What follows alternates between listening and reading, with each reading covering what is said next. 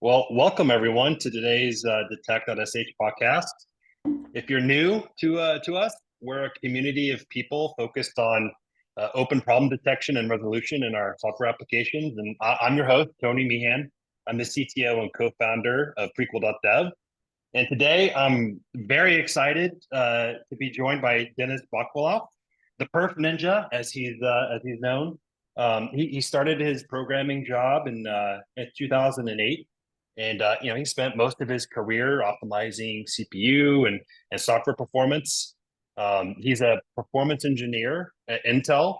He's the author of the Performance Ninja free online course where you can learn how to find and fix low-level performance issues. He's the maintainer of the EasyPerf performance engineering blog. He's been doing it since 2016. And his book, the second edition of Performance Analysis and Tuning on Modern CPUs, is out right now. You can go find it on Amazon. We'll drop a link in chat. But wanted to say, Denis, thank you so much for joining us. Welcome. Thank you, Tony. I'm excited to be here. I've been looking forward to this for the last couple of weeks. And I think, the Performance Analysis and Tuning on Modern CPUs book it's an incredible book. I know that you wrote that and published it yourself. You've built up this amazing performance engineering community through your blog. Actually, I was telling you earlier, I like how you blamed us for the existence of this book. But I'm kind of curious, what motivated you to publish a second edition, and would love to kind of just hear about the journey. I'm sure it wasn't easy. Yeah, exactly. I'm happy to talk about it. And yeah, so as you said, so it all started with my blog, basically. I documented the things that I learned, and eventually I had a whole bunch of articles on performance optimizations, and a few of my readers reached out to me and say, hey, you know what, you have this nice collection of blog posts, but it doesn't feel like it's all kind of connected in some way. So why don't you kind of organize it and maybe write a book? So I received maybe 2-3 of such comments, and then I started thinking about this seriously, and and I wrote an outline and I submitted it to a couple of publishers, which unfortunately I don't know, actually, unfortunately or not, but they ended up rejecting me, saying that, hey, this is not something that we are interested in, financially speaking. So I decided, okay, I'll write it anyway. And that's how I ended up, self-publishing the first book. And then 4 years later, as we are now, I just released the second edition of the book. As you know, I just realized that there are some gaps in the first book, right? Obviously, I learned new things. I got some feedback from my readers. Like, for example, one of the popular, I think, things that my readers said is, hey, you should add more exercises in the book. So that's how actually Performance Ninja was born. I decided that yes, this is, I think, very much relevant, because you cannot learn performance without actually writing some code. So yeah, and then also I think another point is that my book was too focused on Intel hardware, and I mean, this is no wonder, because since I work at Intel, most of my expertise is kind of how is related to how Intel processors work, and I don't and I didn't have much knowledge about other vendors, but in the second book, I really took some time. I got some folks from AMD and ARM, and they helped me, kind of to fill those gaps. So yeah, I'm really excited about it. And That's amazing. You should send me the email addresses of these publishers that rejected you, so that I could send a screenshot of it being a #1 bestseller on Amazon. I'll do it for you on your behalf. So just give me the addresses. All right. So your book opens up with I think the line is, modern software is massively inefficient. And yeah, that rings fairly true. It probably seems obvious to most of us, but I'm curious, like, why do you think that is? Like, what makes this true? Yeah, right. And first of all, I don't want to insult anyone, right? That that so that they will think that their software is massively inefficient. But I think largely it is true, right? If you okay, I didn't have like a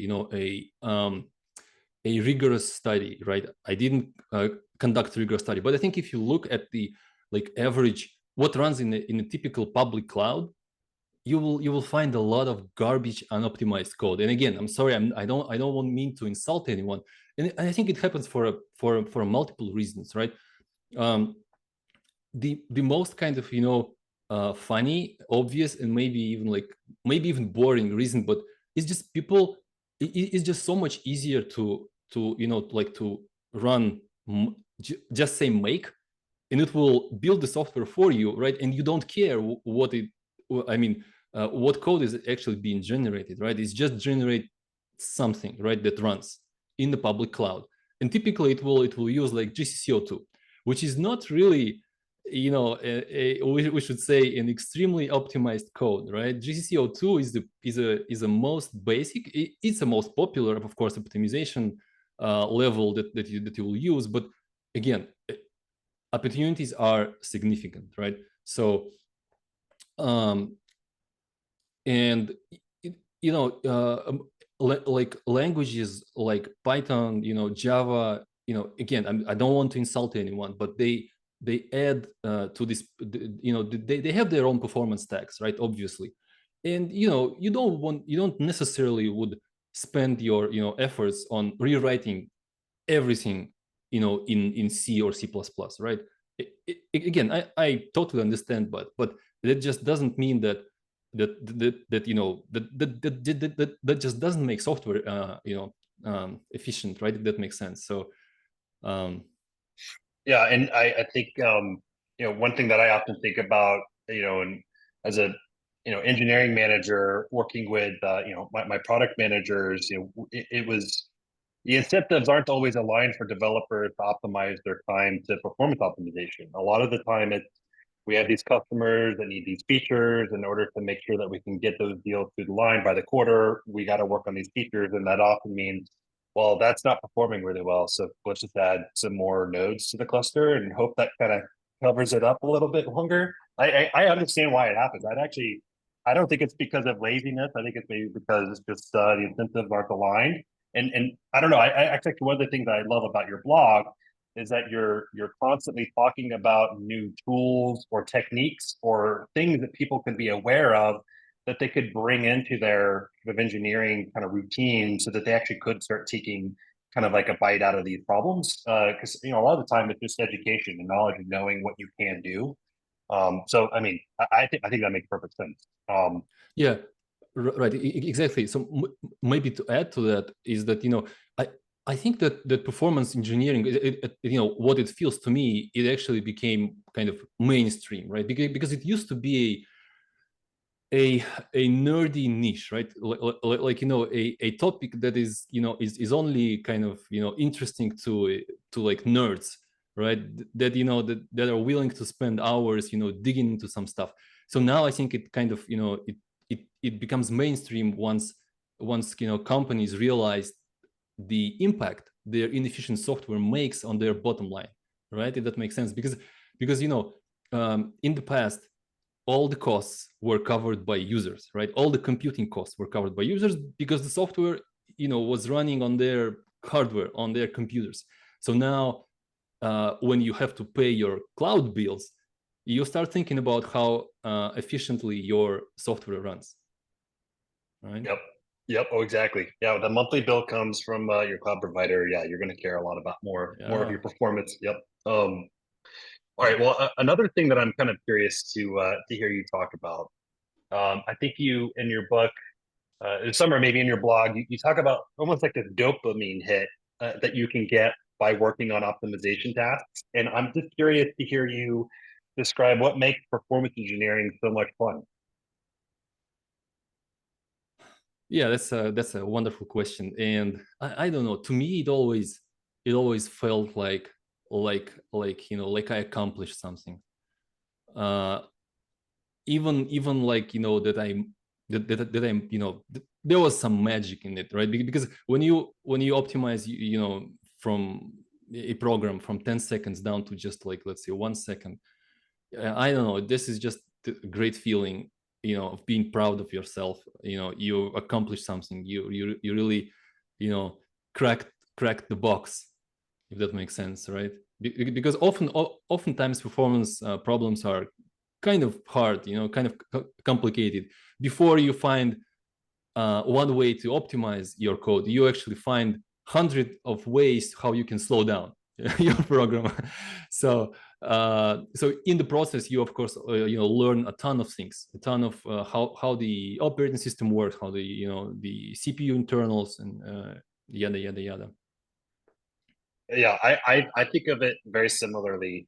To me, these are puzzles that you don't even know if there's a solution for, and your time spent on the optimization is in search of, can this even be solved? Is this even something that can be fixed? And then when you finally break through that wall and come up with a solution that has a significant gain, I think that's just an amazing feeling, because you didn't, when you started, know if it could even be done. I think that's to me is the most, I find the most joy in software development in that kind of that practice. So I see it the same way. That's awesome. Mm-hmm. Well, another, I think, question that I have is, um, maybe especially for software developers that are maybe just beginning their careers, like how important is a deep understanding of hardware architecture and effective performance optimization? Why do people need to know about hardware architecture? Like, why does this matter? Great question. And this term mechanical sympathy. So this term actually comes from the car racing world, right? And it basically means that a driver who knows how the car works internally has an edge over a driver who doesn't know this, right? So and this is, I think, similar to a engineer with this knowledge about hardware internals and kernel internals, and how software and hardware interacts, versus a person that tries, let's say, random experiments.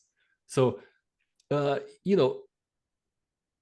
it doesn't necessarily will lead you to a discovery, right? But and you could never have like the most accurate model in your mental model in your head, right? It's simply impossible. It's just because the modern hardware and software stack as well, they're just so complicated. There are so many things, you cannot keep this all in your head. So but you should have enough enough understanding in your head in order to effectively kind of sort of drive this car, right? If that makes sense. um, so yeah, I don't know. It's just to me, I think without this knowledge, you will be chasing rabbit holes. Mm-hmm. Yep. Never kind of really focused, and um, don't even know where if you're going in the right direction or not. Yep. Yeah, I totally agree. And actually, you mentioned this earlier, Python and Java. I mean, is it, are these, people working on these languages just sort of, can they not benefit from reading your blog? Like, how can developers working with interpreted or managed languages apply some of these kind of performance optimization principles? Is there still things that they can learn from reading your blog? Well, I think there are still things that they can learn. Yes, even though I should say, yeah, my book is sort of targeted, um, you know, uh, towards native languages mostly, right? So most of my examples are in C and C++, and actually, if not a few, actually several examples written in pure assembly, if this is what you like. But but yeah, it's just that you see, when you're writing native language, you don't have these additional layers on top of you and you sort of talk directly to hardware. You see exactly what's running. There is no kind of no cloudy sky between you and the sun, if that makes sense. So you kind of you run everything natively. You know what's being run. In Python and Java, it's not like that, right? You kind of you have some sense of what's probably now running by the hardware, but you never know. But and again, I think in my book, I don't spend too much time talking about high-level optimizations, like, for example, algorithmic optimizations, etc. Right? Does that make sense? So I kind of focus on low-level optimizations that are related to hardware. Yep, makes perfect sense. And maybe kind of a related question.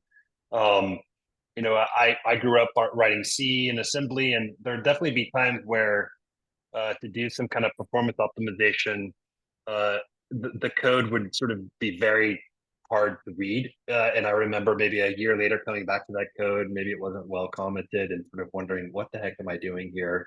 And I'm just kind of curious, how do you think about balancing these trade-offs between code readability and maintainability, and sort of achieving these optimal kind of performance, impacts on your code? Yes, that's a wonderful question, and it's not easy, right? I mean, well, it all depends on your business goals, of course. If you kind of in an industry that every percent counts, then there is probably no question you will implement the change that gives you the most performance. That's just out of the question, since your profits depend on that. But then and yeah, I mean, sometimes you kind of have to write it in a not very readable way, to achieve the most performance. That's how it works, unfortunately. Compiler intrinsics is one of the example, right? The code is like, when you look at it, like, oh, it's super ugly, but it gives you 2x performance. Then of course you go with it. So yeah. Yeah, that makes. I mean, I can imagine if you're, a developer writing some Rust code on a high frequency trading platform, you probably do not care if the code's readable, if it gives you two x performance because you're doing something with branch optimization. No, I think that makes Absolutely. perfect sense. Mm-hmm. You've been working on or have developed this pretty amazing free online course, Perf Ninja. There's a lot of amazing exercises that are available for anyone to check out on GitHub.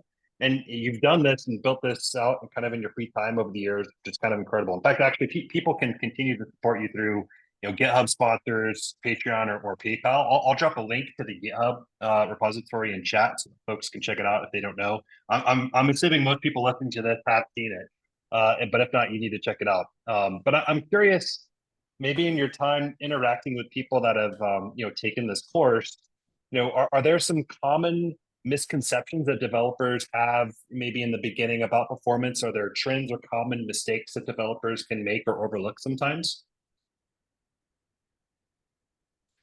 That's a good question. Let me see. Misconceptions. Okay. I think the number one. Okay, so this one is maybe not super related to Performance Ninja, this online course specifically, but the performance engineering in general, right? I think the number one misconception is, or pitfall, is what's typically known as passive benchmarking, and I'll explain what that means. So imagine a developer on a team meeting says something like that. Hey team, I've just made this change where I add a final keyword to all the class declarations in my code base. And on the average, it gave me 5% speed up, and some benchmarks improved by up to 30%. And I mean, we humans are like optimistic creatures, right? We like to welcome this change, right? We like it to be true, so we kind of welcome it. We celebrate it. Now then, a week after that, and on another team meeting, there is another developer that comes in and say, "Hey, you know what, guys? Unfortunately, I run more experiments, and I noticed that the previous experiments were run on on a hardware that were configured differently, right? So the two machines that was used previously were differently configured. One machine had faster memory than the other. Then I also looked at the assembly code, before and after. I compared the assembly code, and I noticed no significant difference. So the results of my experiments ended up being within 1% of performance, which we can discard as noise. So, and it is actually my role, or, role of any performance engineering, to do this active benchmarking rather than passive, right? Because the first example was passive. The developer, kind of, he or she did not make due diligence to make sure that the hardware, that the environment was the same, and also once he or she saw the performance improvement, they didn't make necessary steps to go sort of one level deeper and understand the root cause of those changes, right? That makes sense.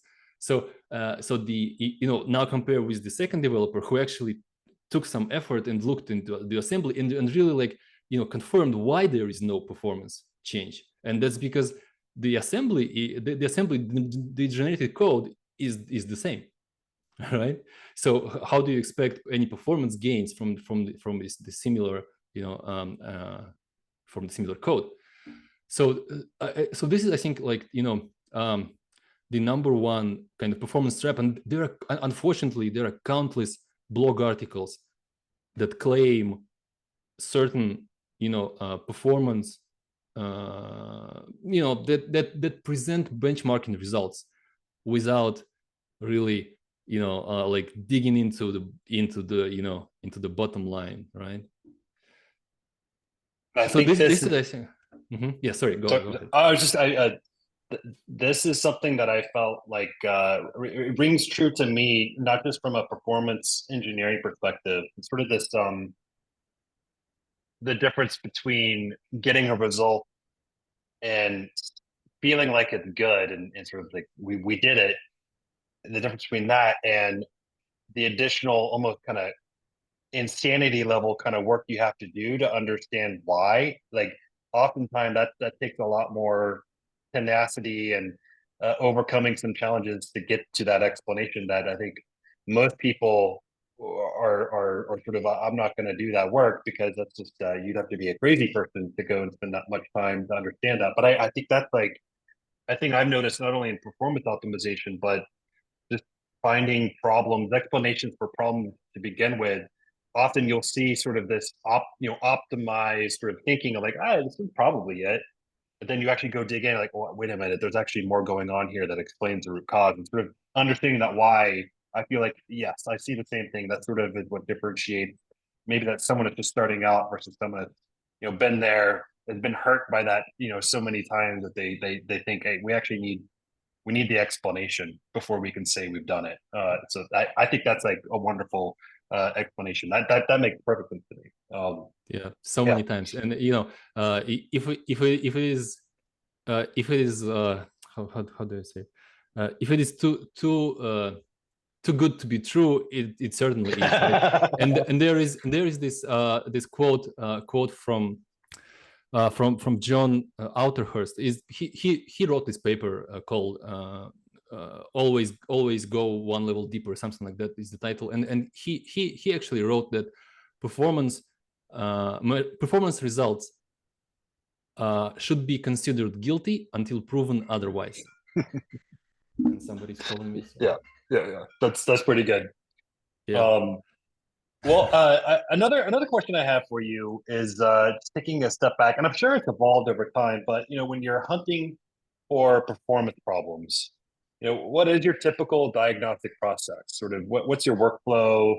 What are the kind of tools you're using? And again, I'm sure this has probably evolved over time, but would just love to hear you talk about how you approach, what's your mental model when you're looking at some, performance problem that you're hunting for.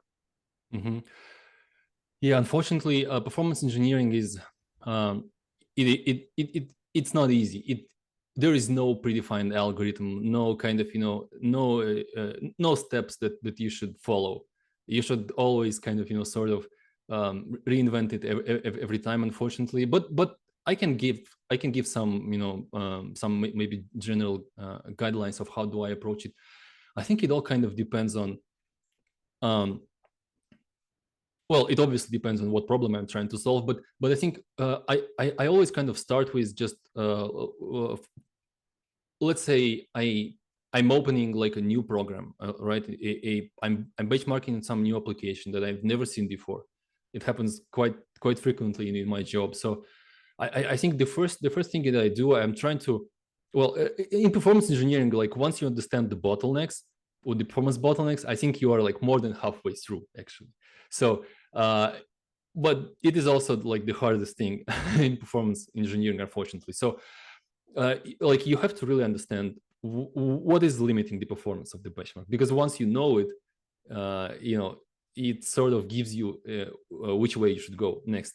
So I always like start with collecting performance profile. A performance profile, what I mean by that is like you run perf record. It gives you the list of hotspots. You see what functions are hot, etc., etc. And there are situations where it's just a single function that is hot in the profile. In that sense, I think there is just it's obvious what you should do. You should focus on that function because there is nothing else that you should worry about in this application. So I typically like go to this function. I take a look at the assembly code and see what optimizations were done. If I can vectorize the code, if there are branch mispredictions that I can get rid of by certain techniques, etc., etc. Now compared with another situation where you open the profile and there are tons of small functions, each of them take like 2%. You don't want to spend a lot of time on optimizing every single function in this application. This will give you sort of diminishing returns on your time. So what you want to do instead? And okay, I should say that this is already quite hard to optimize, but in that situation, I think you should look into the bigger picture, right?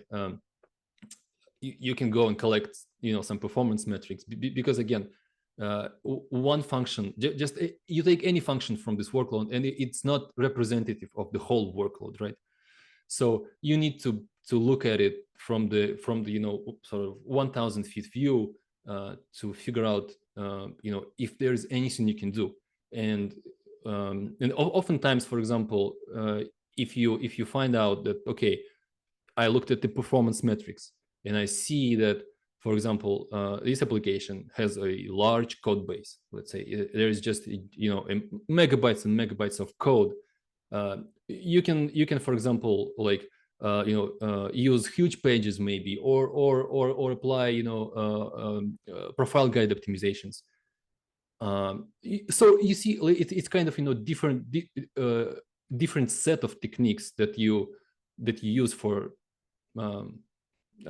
different applications. So there are many other strategies, right?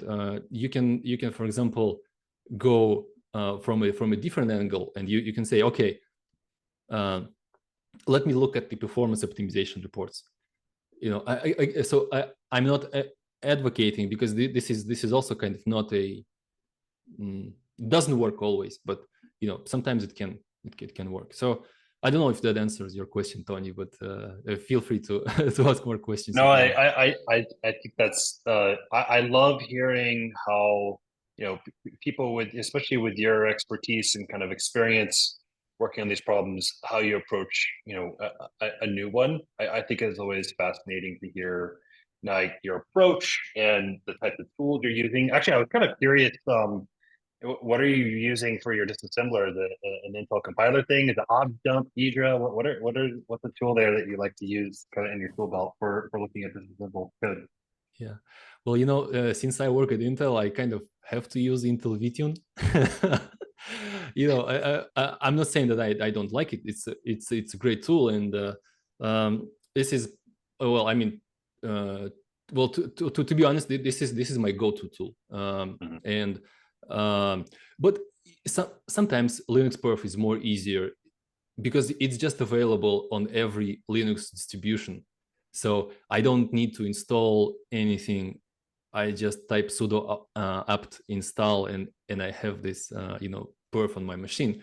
So it's just more convenient sometimes if I have to do like quick benchmarking.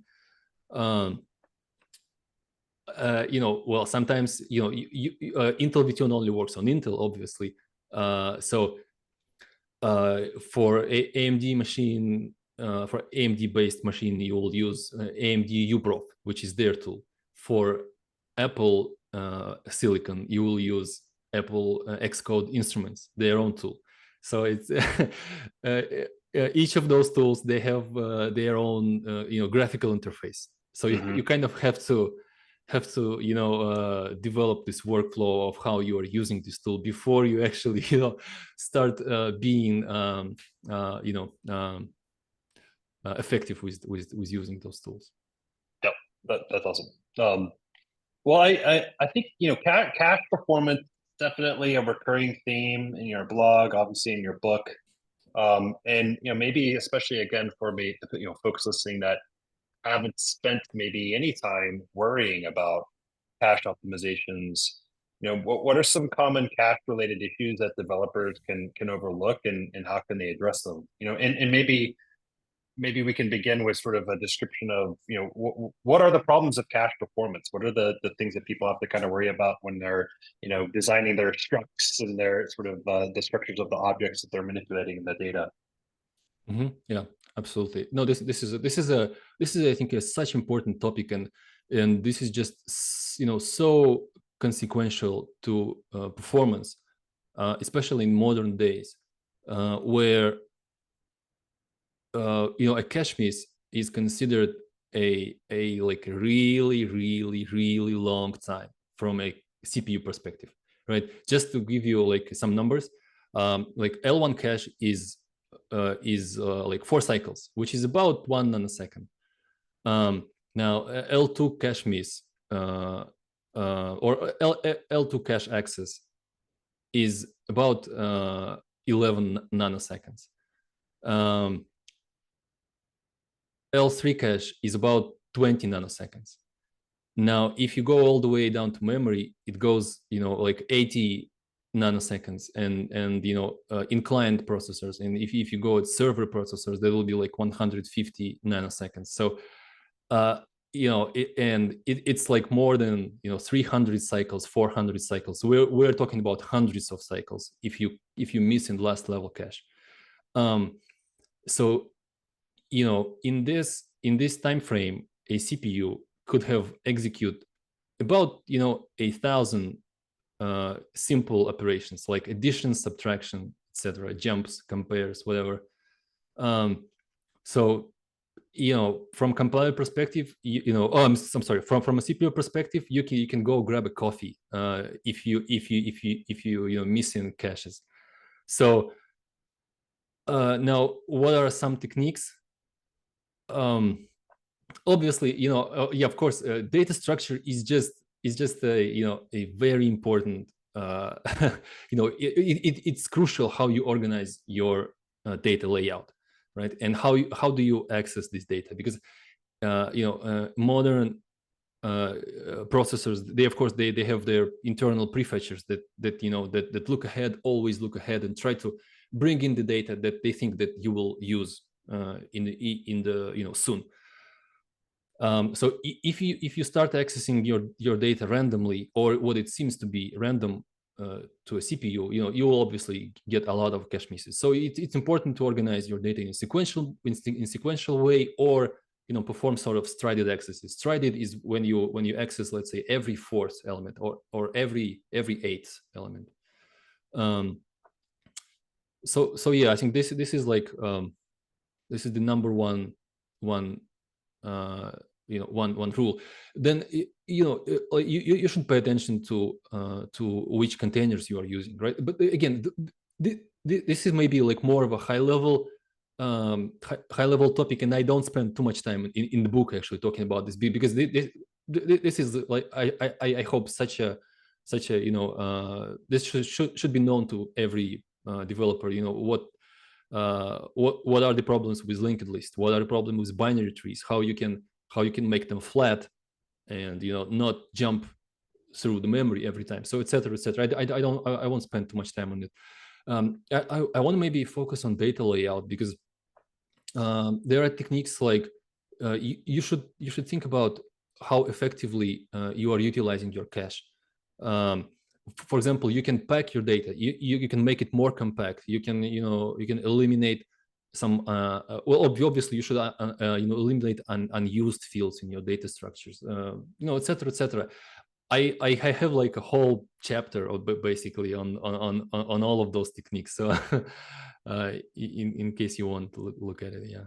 Yeah, scroll up in chat and buy the book. Because yeah, I think in my experience it's almost like magic if you figure out the area in your data structures where it's like the most access, putting that at the top. The impact that just a simple change like that in the ordering of your layout of data, I mean, like 2x, 3x performance on an application on a workload. It's like it feels like magic. It's just like a small change like that, and you just have to look. So yeah, go buy the book and check out that chapter.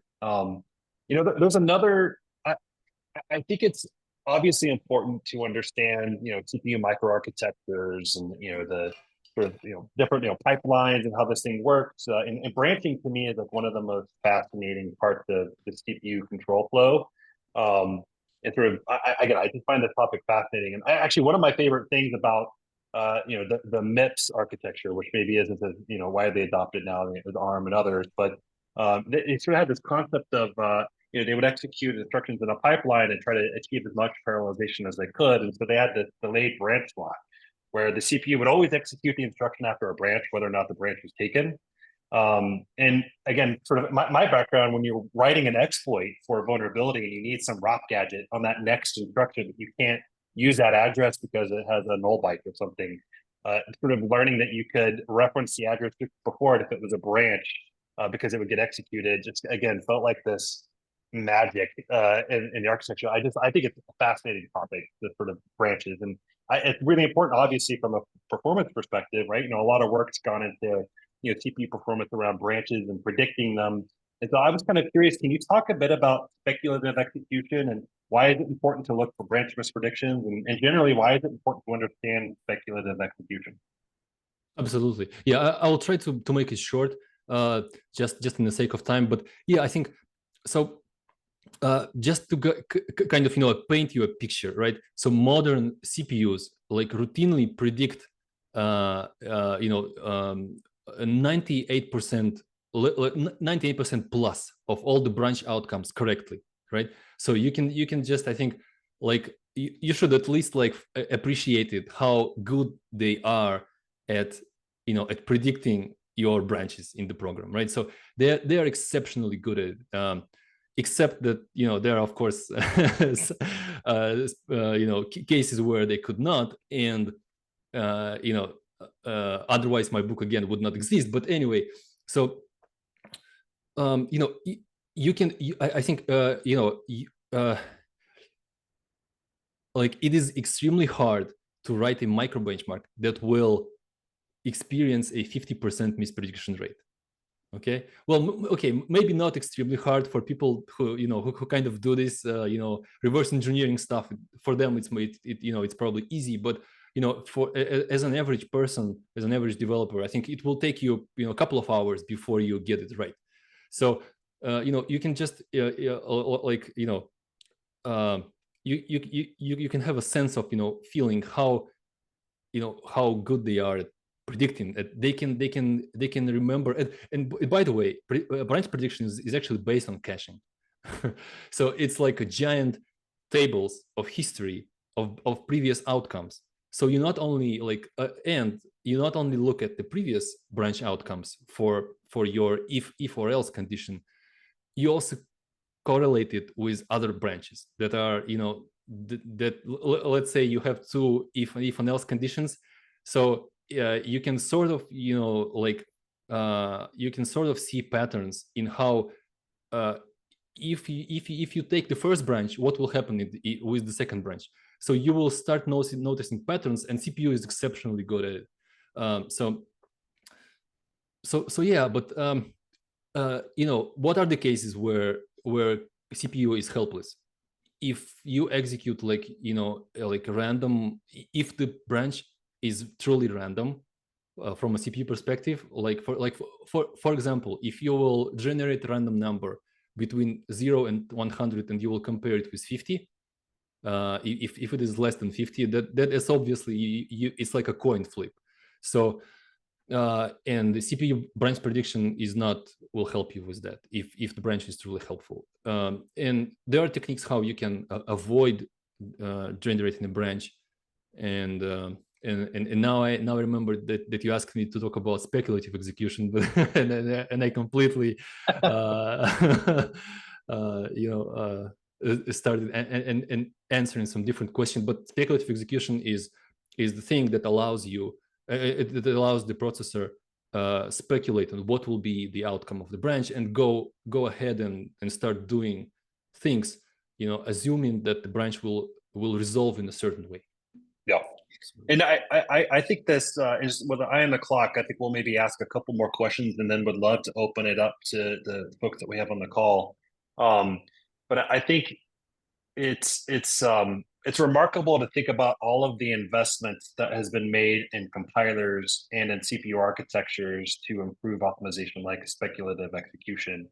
And the compilers have been doing this for a long time too, right? With the heuristics that you have to kind of output code, things like O2. And I'm sure now machine learning and like the compilers are getting more and more sophisticated. I would love to kind of hear you paint a picture of where you think the world will evolve from a compiler optimization standpoint. Like what role does machine learning and AI have in compilers and optimization? I think it seems like an exciting kind of future for compilers, and would love to hear you kind of talk through it. Mm-hmm. Yeah, thank you. I haven't. I spent in compiler development for about 4 years. I don't work as a compiler developer anymore, and I left the team maybe about 4 years ago. So some things are kind of not maybe up to date in my head as they truly are. But I will just give you my point, my understanding of what's going on. Unfortunately, I will not, I think, give you like an optimistic, sort of, future for this. Again, to me, it kind of doesn't look as shiny, I would say, because if you like there's a law called a Probsting law. I probably mispronouncing it terribly, but it basically says that compiler performance doubles every 18 years. And now I think people are saying that it's not 18, it's more of a 36, and maybe it's more of a 50 than it is 18 years. So you can see that compiler optimizations are actually being slowed down, unfortunately, and a number of reasons. It's because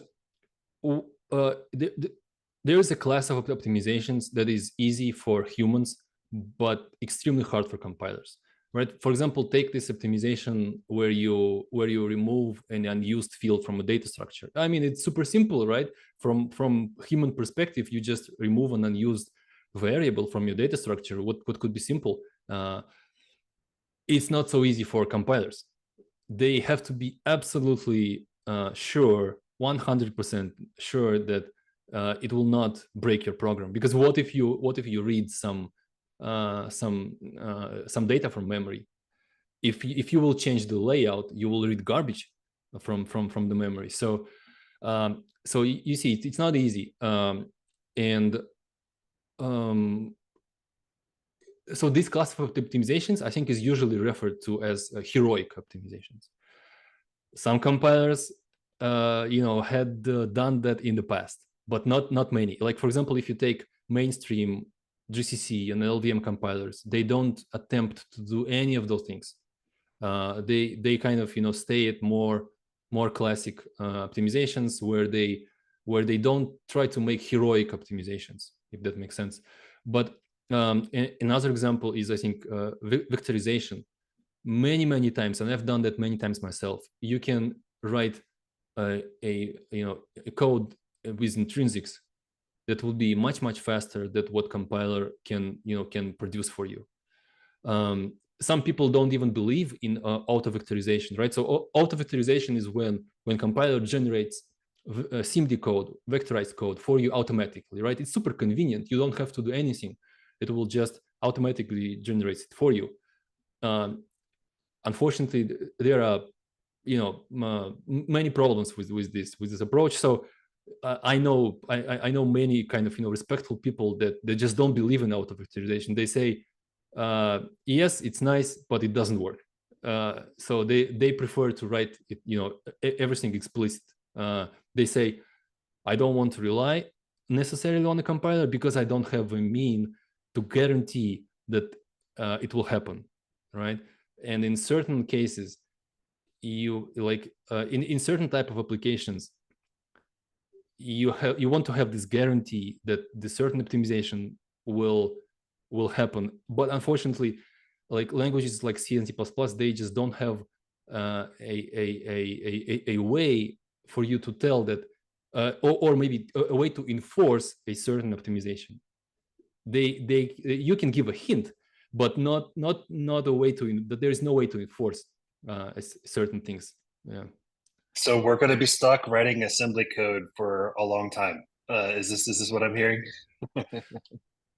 Yeah, I don't want to sound too pessimistic, but just maybe so that I have so much exposure to those situations, Yep. and I have to deal with and I see opportunities all over the place, and to some extent, but yeah, I see those cases quite often, unfortunately. Yep. So yeah, I don't want to paint like too grim of a picture, but I don't think that it's a grim picture at all. I think certainly we're in an era of CPU performance optimization. CPU workloads are still sort of the predominant type of workload, and compilers, like you said, are not going to get it right all the time. So there's a huge role for this type of work, and I think it's only going to grow as more AI workloads on GPUs.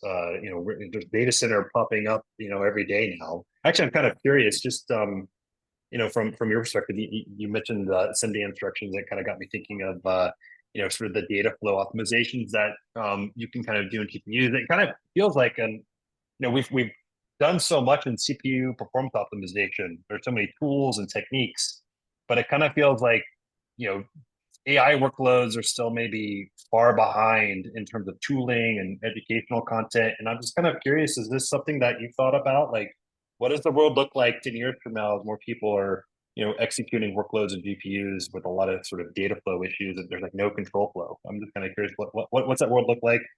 Is the tooling and education kind of lagging behind, and what needs to change?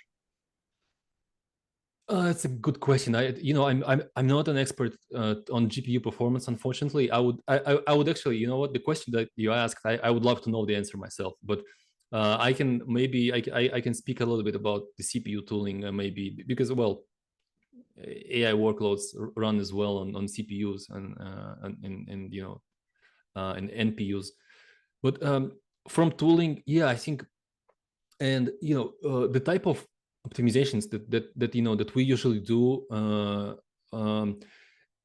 the tooling is sort of okay, but oftentimes you should you must go through the hoops to really get the data that you need. So the tooling obviously can be better, can be much better, and I have multiple examples.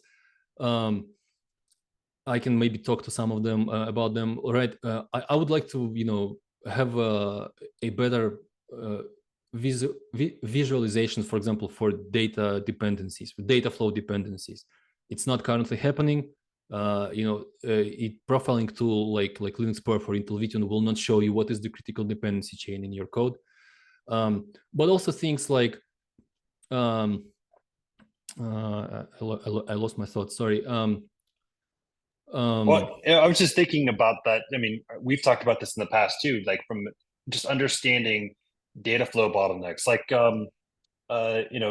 page size is like one example of this, where like there's like a natural bottleneck, right, in accessing memory, and some page sizes can kind of affect that. And it seems to be like an overlooked thing.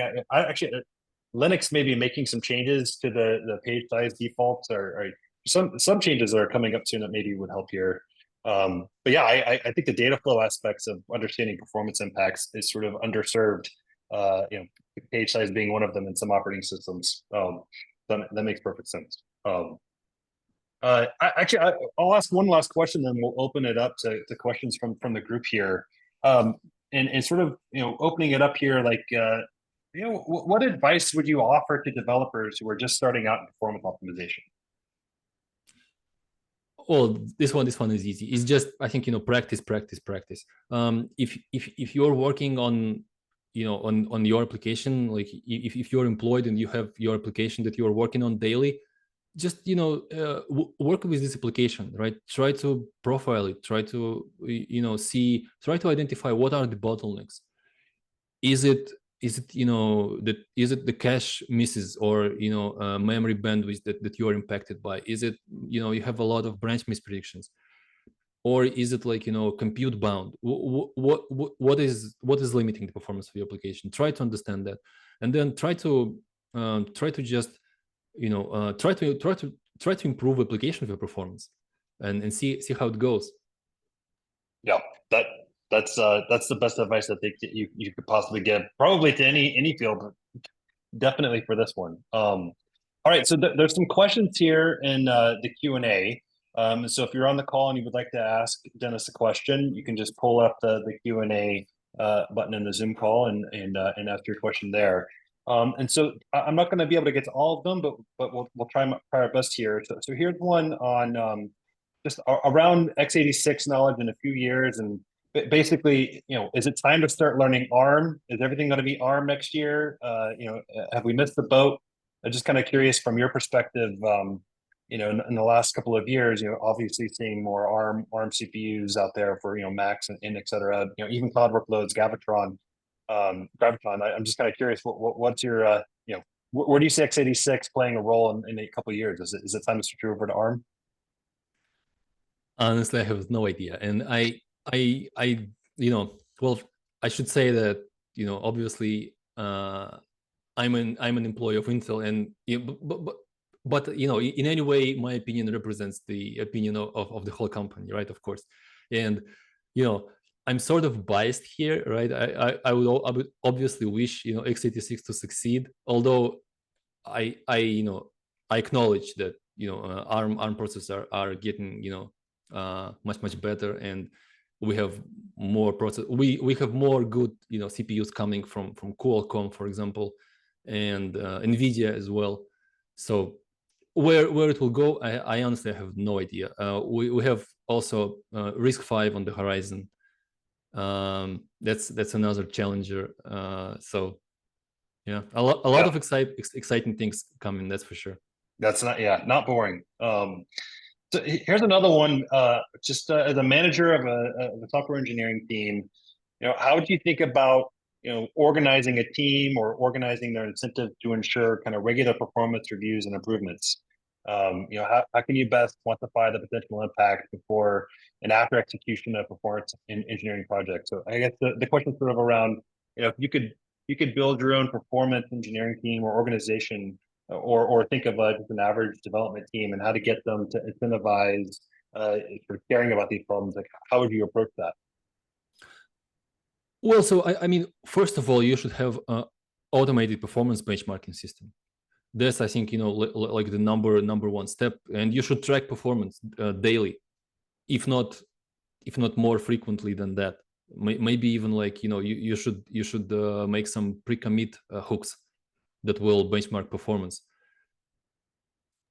So yeah.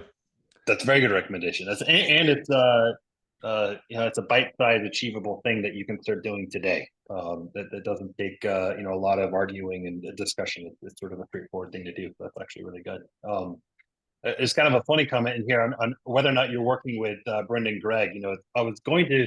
We ran out of time. I was going to just see if you had any speculative thoughts on the Netflix outage that occurred over the weekend. Brendan's obviously not at Netflix anymore, but have you had a chance to work with Brendan in the past now that he's in Intel? Any opportunities to collaborate? We exchanged mails a couple of times. We chatted a couple of times. I didn't have a chance to work with him directly since he's more focused on the cloud tooling infrastructure. So he was, I think, like overseeing this granulate continuous profiler and some other tools in the cloud, and BPF obviously. And now I think he's also focused on AI tooling. So I don't have a chance, kind of interact with him, unfortunately. But I would love to. Yeah. Well, yeah, we would love to have him on the podcast too. So, for the person asking that question, maybe we can make that happen in the future. There's another question here on just sort of general advice on multi-core optimization. It wasn't a topic we were able to get into. I know you kind of talked about in the past. Maybe there's a blog post that comes to mind, but do you have any kind of initial quick thoughts on what people could think about researching when they want to look at multi-core optimizations? Mm-hmm. Yeah. So multi-core optimizations. Yeah. Again, I will not kind of dig maybe into algorithmic level optimizations, right? Since this is sort of not the topic of my book, and it's not kind of sort of strictly related to hardware. But when it comes to hardware, I think the multi-core optimizations is that it's all about sort of scaling, right? And I think that like the number one thing that you should do when you looking to optimize your performance application is you should conduct a performance scaling study, meaning that you should see how performance is scaling with a different number of cores, right? So you add more cores, you see how performance is changing, right? How performance is scaling. The same thing you can do with how performance is scaling once you for example change the memory speed, right? When you go from, I don't know, 2400 million transactions per second memory up to, I don't know, 5600 million transactions per second memory, right? So how performance is scaling, it will give you a lot of insights once you will do that. Because I actually have this case study in my book, and I highlight what are the issues, right? Because core throttling is actually like a number one wall for performance scaling, right? It's just you run one core in your CPU, fine, it will run at the maximum turbo frequency. Once you go like 4 or 5 cores, it already starts going down, right? By the time you run on all the cores in your CPU, you will see like significantly lower frequency than it used to when you run like a single threaded, right? Those type of issues are kind of frequently overlooked, because typically you just run it on all the available cores that you have, right? Sometimes it's not it's not the best strategy. So just run the scaling study, see how it how it behaves. Yeah, and buy your book and read the chapter. And read the chapter. That's right. Well, that's all the time that we have. Sorry, I couldn't get to all the questions, but just sort of at the end here, I think for those of you that have followed Denis's blog, most of these topics are not new to you. This is something that he's been working on again since 2016. So if you haven't followed the newsletter and you aren't reading that blog, join EasyPerf. You can follow on LinkedIn, on X. Buy the book. there's a link to the book here in chat. And then just from our end at Prequel, we would love for folks to join the detect.sh community where we're talking about things like this. Some topics sort of at a systems level from performance as well. So detect.sh subscribe is where you can kind of join us. Again, Dennis, I just want to end here with I could talk to you for another hour. This was an amazing conversation, and we're so thankful for your time, and thank you for joining us today. Thank you, Tony. I'm excited to be here. Thank you. Thank you for having me. Thank you, everyone, for joining. We'll see you next time. Bye-bye. Thank you. Bye.